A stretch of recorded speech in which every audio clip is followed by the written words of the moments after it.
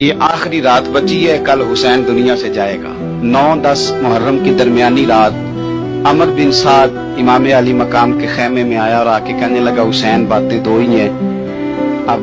یزید اور عبید اللہ ابن زیاد اور دیگر کوئی اور بات سننے کو تیار نہیں ہوتے، دو ہی باتیں ہیں، یا آپ کو بیعت کرنی ہے یا جنگ کرنی ہے۔ تو امام علی مقام فرمانے لگے کہ مجھے 1 رات کی مہلت دے دو، 1 رات کی مہلت،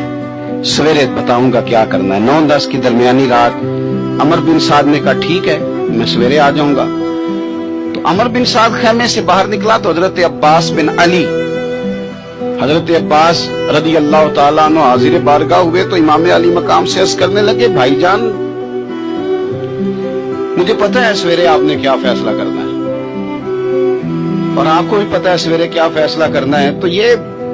بد باطن قسم کے لوگ ہیں، یہ سوچیں گے پتہ نہیں حسین کمزور پڑ گیا، ابھی بتانا تھا کہ ہم نے بیعت نہیں کرنی، آپ نے رات مہلت کیوں مانگی، یہ پتہ نہیں رات کیا کیا بدگمانیاں سوچیں گے۔ فیصلہ تو سویرے بھی وہی ہونا ہے اور اب بھی وہی ہونا ہے کہ ہم یزید کی بیعت کرنے کو تیار نہیں ہیں، تو آپ یہ بھی بات کر دیتے۔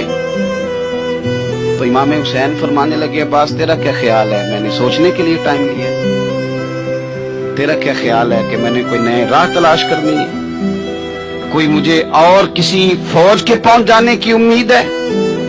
کہا نہیں مجھے کچھ بھی نہیں کرنا، نہ کچھ سوچنا ہے، فیصلہ بھی وہی ہے جس کا تجھے پتہ ہے، لیکن بھائی یہ آخری رات بچی ہے، کل حسین دنیا سے جائے گا، آخری رات بچی ہے،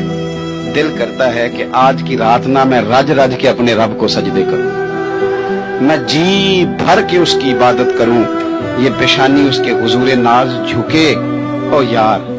حسین ابن علی تو ایک رات باقاعدہ بچائیں کہ میں نے اللہ کے حضور حاضری دینی ہے اور تو ساری راتیں ضائع کر دیتا ہے۔ تو تنہائی میں کچھ نہ کچھ عبادت کریں۔